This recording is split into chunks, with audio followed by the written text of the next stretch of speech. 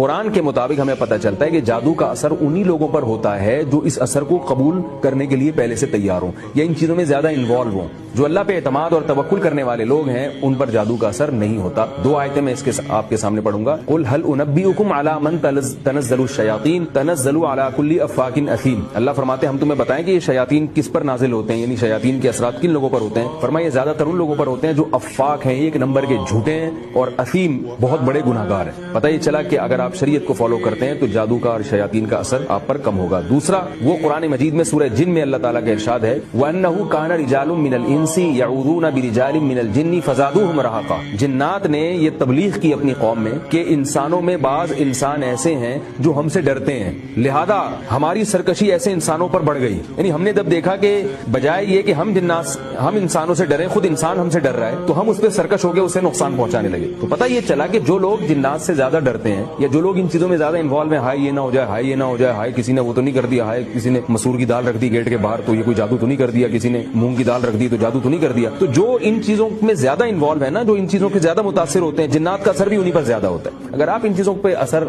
قبول نہ کریں تو آپ کو انشاءاللہ کچھ بھی نہیں ہوگا.